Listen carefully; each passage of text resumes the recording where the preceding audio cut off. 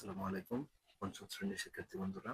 আজকে আমরা আমাদের প্রাথমিক গণিত বইয়ের 17 পৃষ্ঠার দ্বিতীয় অধ্যায়ের যে আহ, গাণিতিক বাক্য বা অজানা রাশি মাধ্যমে গাণিতিক বাক্য সাজানো এই জিনিসটা একটু বোঝার চেষ্টা করবো। তারপর তোমাদের বইয়ের কয়েকটা সমস্যার সমাধান করার চেষ্টা করবো।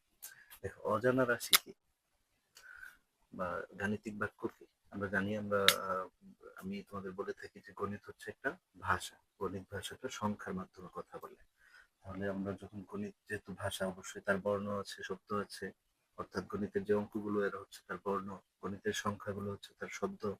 এবং অনেক শব্দ সংখ্যা পাশাপাশি বসিয়ে আমরা যখন কোনো হিসাব করি তখন দেখবা যে এক একটা বাক্য তৈরি হয়। আমরা এগুলো করতে গেলেই বুঝবো। তো প্রথমে চলো অজানা রাশি কি সেটা আগে শুরু করি, তারপর আমরা গাণিতিক বাক্য শুরু করবো। মনে করো তোমার একজন বন্ধু আহ রাজু,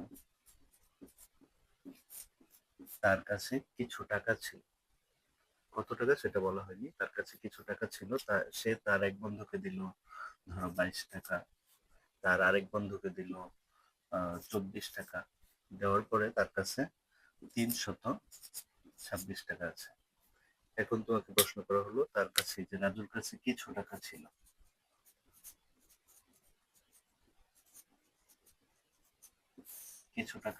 তারপর সে তার এক বন্ধুকে দিল 22 টাকা, আরেক বন্ধুকে 24 টাকা। দেওয়ার পরে তার কাছে এখন আছে 326 টাকা। এই যে কিছু টাকা ছিল তার কাছে, এই টাকাটা কত টাকা? আমরা তো এটা জানি না, এটা আমাদেরকে বের করতে হবে।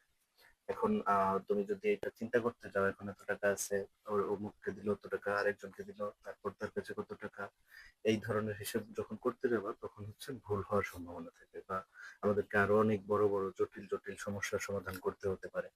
তখন গণিতবিদরা কি করলো, যে আমরা এই জিনিসটাকে একটা গাণিতিক বাক্যের মধ্যে একে সাজাবো। সাজালে যখন আমরা এর ফলাফলটা পাবো, তখন দেখা যাবে একটা নির্ভুল ফলাফল পাওয়া যাবে, যে সেই অজানা রাশিটা কত ছিল। এখন দেখো, এই অজানা যেই রাশিটা আমরা জানি না, তাকে আমরা ক ধরতে পারি, খ ধরতে পারি, সরেও ধরতে পারি, এবিসিডি ধরতে পারি, এক্স ধরতে পারি, যে কোনো একটা কিছু ধরে নিতে পারি। তাহলে আমাদের সমাধান করতে সহজ হবে। আমরা যখন বাংলাতে করবো তখন সাধারণত ক ধরবো, আর ইংরেজিতে যখন অঙ্ক করা হয় বা ম্যাথমেটিক্স সমাধান করা হয় তখন সাধারণত এক্স ধরা হয়। তো আমরা এটাকে যদি ক ধরি, যে ওই রাজুর কাছে প্রথমে ছিল ক টাকা। এখন দেখো, সে এখান থেকে 22 টাকা দিয়ে দিয়েছে একজনকে, তাহলে ক থেকে চলে গিয়েছিল 22 টাকা, চলে যাওয়া মানে বিয়োগ। আবার দেখো, আরো একজনকে দিল 24 টাকা, তার মানে আরো চলে গেল, বিয়োগ হবে 24 টাকা। এখন এই দুইটা দেওয়ার পরে তার কাছে রয়েছে 326 টাকা। এখন যেটা রয়েছে এটা অবশ্যই সমান সমান হবে। ক থেকে 22 টাকা চলে গেল, 24 চলে গেল, তারপর থাকবে 326। এবার হচ্ছে আমাদের অঙ্ক করার নিয়মে আমরা অঙ্ক করব, শেষে দেখা যাবে আমরা কয়ের মানটা পেয়ে যাবো। তো ক থেকে কটাকে আমরা রাখবো। এই গাণিতিক বাক্য যখন আমরা সমাধান করব, তোমরা জানো অঙ্কের যে গাণিতিক বাক্য হলো, এই যে এটা একটা গাণিতিক বাক্য হলো, এর ঠিক যেখানে সমান চিহ্ন থাকবে সেটা হচ্ছে তার ঠিক মাঝখান। তার এক পাশে হচ্ছে বাম পাশ, আর এক পাশে ডান পাশ। এই সমস্যার সমাধান করার জন্য কিছু নিয়ম আছে, তোমরা সেগুলো শিখবে আস্তে আস্তে। তো প্রথম যে নিয়মটা, সেটা হচ্ছে এক পাশ থেকে যখন আমরা আরেক পাশে নিয়ে যাব সমাধান করার জন্য, তখন তার চিহ্নগুলো পরিবর্তন হবে। যেমন বিয়োগ থাকলেও আরেক পাশে গেলে যোগ হয়ে যাবে, যোগ থাকলে বিয়োগ হয়ে যাবে, গুণ থাকলে ভাগ হবে, ভাগ থাকলে গুণ হবে। তো এই 22কে যদি আমরা ওই পাশে নিয়ে যাই, তাহলে এই পাশে থাকবে সমান, এই পাশে 326 থেকে 326-এর সাথে 22 যোগ হবে। আবার 24, বিয়োগের 24-কে যদি এই পাশে নিয়ে আসি, এই পাশে যোগ হবে। এবার আমরা সমাধান করতে পারবো। ক সমান 326-এর সাথে 22 এবং 24 যোগ করলে হবে 4 2 6, 6 6 12, 2 হাতে আছে 1, 2 একে 3, 3 2 5, 5 2 7, 3 372। আমরা উত্তর লিখতে পারি 372। অর্থাৎ এই যে রাজুর কাছে যে অজানা টাকাটা ছিল, সেটা ছিল 372 টাকা। এভাবে আমরা যে কোনো অজানা মান যেটাকে আমাদের বের করতে হবে অঙ্ক সমাধান করে, সেটাকে আমরা ক ধরে নেব, অথবা বিসিটি যে কোনো কিছু একটা অজানা রাশি ধরে নেব। ধরে আমরা অঙ্কের যে নিয়ম আছে সেভাবে গাণিতিক বাক্য সাজাবো। প্রথম কাজ হচ্ছে আমাদের অজানা রাশি ধরা, দ্বিতীয় কাজ গাণিতিক বাক্য সাজানো, এবং তারপর আমরা সমাধান করব, এবং শেষে এক পর্যায়ে যেয়ে আমরা দেখতে পাবো আমাদের সেই অজানা রাশিটার মানটা বের হয়ে গেছে, অর্থাৎ আমাদের সমস্যার সমাধান হয়ে গেছে। তোমাদের বইয়ের 17 পৃষ্ঠার দ্বিতীয় অধ্যায়ের 1 নম্বর সমস্যাটা দেখতে পাচ্ছ।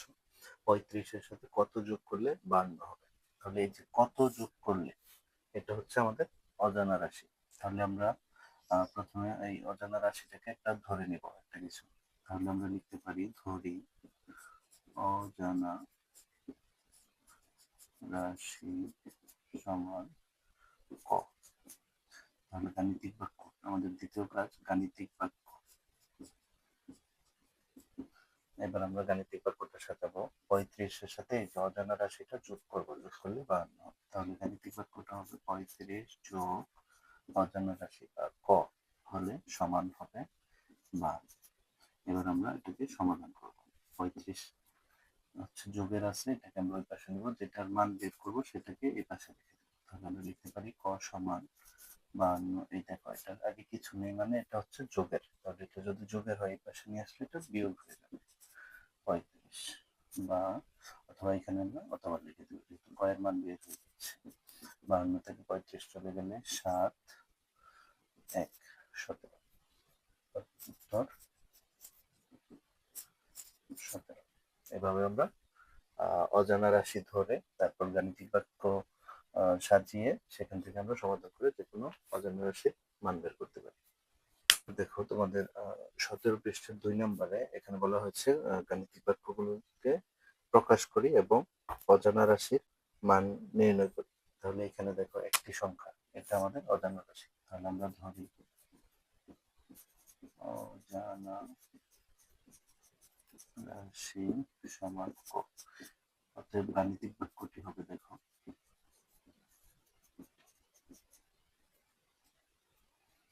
গাণিতিক বাক্য একটি সংখ্যার সাথে 20 যোগ করলে, তার মানে অজানা রাশিটির সাথে 20 যোগ করলে যোগফল হবে 160। এবার যদি আমরা এটাকে সমাধান করি, এই যোগেরটাকে যদি ওই পাশে নিয়ে যাই তাহলে হবে ক সমান 160 বিয়োগ 20, যোগ আরেক পাশে গিয়ে বিয়োগ হয়ে যাবে।